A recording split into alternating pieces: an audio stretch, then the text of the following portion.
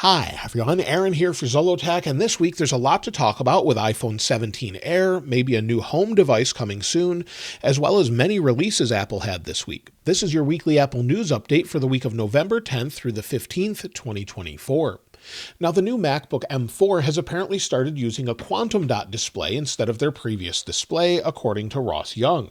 This is actually a new display that allows for better vibrancy as well as color accuracy. And I've noticed that on the latest display on this M4 Max with nano texture. It seems more vibrant, and in the store it's harder to tell the difference between the nano texture and the regular one. The colors overall look fairly vibrant, and in my MacBook comparison you can actually see this with the M1 and M3 MacBooks. So it looks like they've got an all-new update there. As Apple continues to work on new products, more products enter the vintage or legacy list. Apple this week made the iPhone XS Max vintage, so you'll see it says iPhone products vintage worldwide, and they have the 10 and the XS Max. Why the XS is not here, I'm not sure, but you can still obtain service for it and see different information about it. But I'll leave this link in the description if you want to check it out. It lists just about everything from iPods to iPads and more. Apple this week released a ton of different updates. Final Cut Pro 11 was released with some new features such as a captions feature, as well as updates with a mask tool that's using AI and much more. Not just that, but they released versions of updates for Logic Pro 11.1 along with Final Cut Camera and Final Cut for iPad. So tons of nice updates here, stability fixes, and tons of bug fixes as well.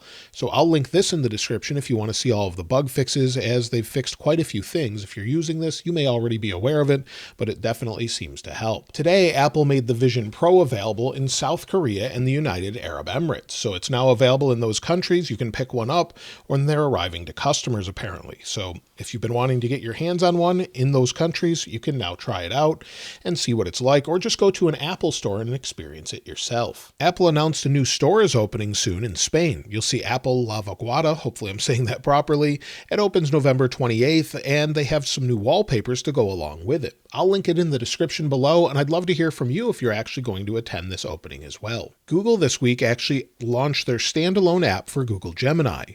Not only can you use Gemini, but you can use Gemini Live, which is great if you've used it on a Pixel device or anything else. This is much better than Siri, so if you want to try it out, it's available now. There may be a subscription for some of the overall use of it, but in general, it's a pretty great assistant and can do much of what Siri does and then more. Maybe Siri will be better next year when it sort of gets the Siri 2.0 refresh, but at this point, this is pretty incredible. If you haven't tried it out, I would definitely try it out and see how it works for you. Apple this week announced some new arcade games coming as well. If we swipe over here, you'll see there's Arcade Unwraps new games for the holiday season, and it looks like there's about 15 of them. As we scroll down, you can see different things such as Skate City, New York, many more here, Final Fantasy 4 3D Remake, and then also Gears and Goo, and much more. Again, I'll link this in the description as well if you want to check out all the different games coming very soon.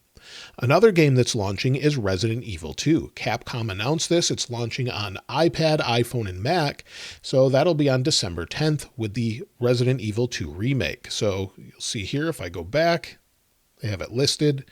There we go, and December 10th, 2024. So if you're interested in that, I played that many years ago on the original PlayStation, and it should be available in the remake form very soon. Apple this week finally released their Link bracelet in gold for the Apple Watch. You'll see it's available in 42 and 46 millimeters for $349. I haven't ever tried one of their Link bracelets, but they're available in slate as well as natural.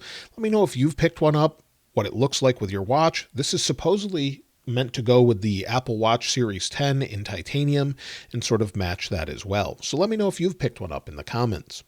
Apple also this week released a new book. This is Apple Music 100 Best Albums. It's a $450 book that they have 1,500 of them. So they're actually a limited edition. You'll see that as we scroll through the pictures, 4 of 1,500. And if you want to pick one up, I'll link this in the description. I don't plan to pick one up, but it's a book about all of the different albums and more, and you can see more information about it as well. As far as weekly deals this week, well, as we're getting closer to Black Friday and Thanksgiving in the United States, we've got some pretty good deals coming up. We have $150 off the new 14-inch version of the MacBook Pro. The 9th and 10th gen iPad are now $129 off on Amazon, sold by Apple. And AirPods have great deals. AirPods 3 are only $94, and there's deals on AirPods Pro 2 and many others. I'll link them in the description if you want to check them out yourself. As far as releases this week, well, we did have some AirPods firmware updates. While Apple just says it's bug fixes and improvements for AirPods Pro 2 with both Lightning and USB-C and AirPods 4, it basically seems to fix some connectivity issues many people were having, as well as when you're making a phone call with it breaking up and much more. I have a separate video on that quickly goes over it, but they did release it. I just wish they'd give us more information on it. We can also expect iOS 18.2 Beta 4 probably as early as Monday. It looks like we're having weekly releases at this point, and we could be coming up on a quick release maybe December 2nd, or according to MacRumors, maybe December 9th at this point. They actually found that British telecom carrier EE has a note that it will discontinue Wi-Fi calling on the cloud, or any cloud-connected device basically, on December 9th. So they're not going to support that, and maybe that has to do with iOS 18.2. So Mark Gurman said the 2nd, maybe it'll come out on the 9th. We don't know 100%, but it does seem like we're getting weekly betas at this point. So maybe on the 18th, we'll get Beta 4, maybe the RC on the 25th, or if they need another week, maybe we'll get Beta 5 and then the RC on the 2nd. Either way, we're only a few weeks away from the public release. When it comes to the upcoming iPhone 17 that we're expecting in 2025, as things start to roll out, as Apple gets ready for production, Apple's been working to make a very thin iPhone for 2025. But a new leak from the Naver blog has said that Apple is having some trouble making the battery thin enough and low cost enough to make it ready for mass production, basically leading them back to the same battery technology we currently have. It could result in an iPhone Air that's not as thin as originally thought. Now it's said to come in at 6 millimeters, which is still thinner than the thinnest iPhone 6 that they released years ago, at 6.9 millimeters. So this is super thin. If you haven't picked up an iPhone 6 in some time, this is a 6 Plus. Gives you an idea of how thin it is, and it feels great. Of course, they did have a bending issue with the 6. They fixed it with the 6S. But either way, this was one of my favorites to hold as far as the overall size of it, but it wasn't one of the best looking phones. But either way, it looks like they may make something even thinner than this. Now, we've heard a lot that Apple's been working on haptic buttons, but we didn't see those really, and we still haven't seen them other than camera control. Other than that, we were rumored to get maybe a volume button that actually was haptic instead of having physical presses. It looks like Apple indeed was working on this, and a prototype leaked out showing that the volume is just one single bar and is indeed a haptic button. So it looks like they've been working on it. Maybe we'll get it in the future, but it's just not ready at this point. Apple's been working on a new OS called HomeOS. We've seen it in the code, we've seen it in other things, little references here and there, but so far we haven't seen anything about it. This week, Apple is apparently planning to make or consider making new smart home products, according to Mark Gurman.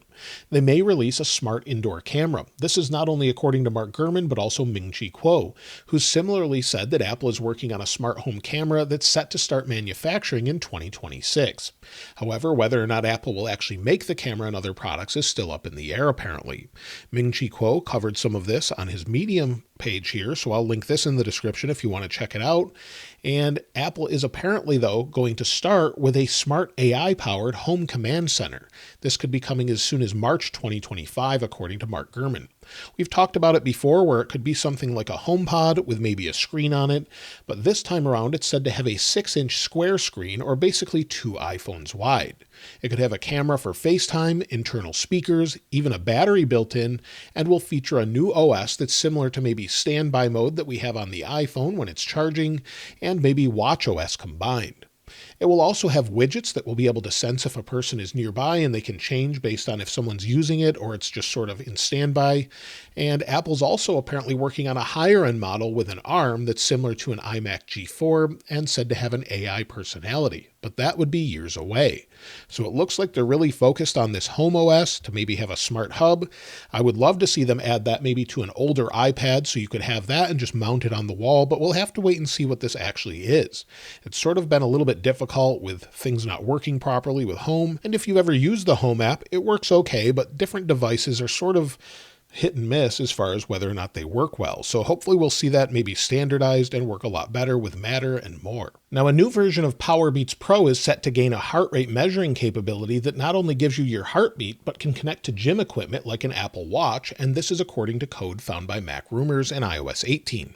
We've long suspected that we might have a heart rate monitor built into AirPods, and if they start with Powerbeats Pro, they definitely could add it to AirPods Pro 3. So maybe we'll see something like that where it will measure your heart rate through your ear. We know you can do that fairly easily, so we definitely could see some sort of sensor in AirPods going forward. Also, the iPhone SE4 is set to enter production fairly soon, as we're expecting it early next year. It's said to look somewhat like an iPhone 14, but have more of a vertical camera layout or just one camera, and allow you basically to have the latest chipset in a lower cost price. According to Ming Chi Kuo, it seems that the camera modules are about to start production in December, so it looks like they're ramping up production, getting things ready, and we definitely could see this before March as well. Maybe a home device and a new iPhone SE in a similar press release or event. When it comes to Apple Vision Pro, well, Apple is working on a newer version, but the next Pro version, or Apple Vision Pro 2, is not coming until at least fall 2025 or spring 2026, according to Gurman. The next generation of Vision Pro will apparently bring an M5 chipset and focus on internal changes. Hopefully they make it much lighter, maybe change some of the components to plastic to help with that, and maybe get the battery to be more internalized. But we'll have to wait and see what they do with that and see how things go. Now that it's available in more countries, we'll have to see how it sells, but I don't know many people that actually have one, and when I talk to Apple Store employees, it seems that a few people demo them, but they don't sell a lot of them. But I'm sure that varies depending on region. So we'll have to wait and see what they do there. But Apple is apparently looking into maybe smart glasses, similar to what we have with Snapchat glasses or Meta glasses. So we could see something like that as well, with maybe Siri integrated. However, we do know that Vision Pro looks to be leading to something such as an augmented reality glasses set. So this could lead to the future, but at this point, this is definitely a very expensive device that is a nice monitor, but I would rather have a physical monitor. But either way, they are working on another version. And so that's all of the news this week with Apple, lots of different releases, iPhone 17 rumors, and quite a few things to look forward to. I'm looking forward to trying out Final Cut Pro more with that new update, Final Cut Pro 11. I've used it a little bit, and of course I'm looking forward to iOS 18.2 and iOS 18.3. Let me know what you think about the latest leaks and rumors in the comments below, and if you're looking forward to anything. And of course, I'll link this wallpaper in the description like I normally do. If you haven't subscribed already, though, please subscribe. And if you enjoyed the video, please give it a like. As always, thanks for watching. This is Aaron. I'll see you next time.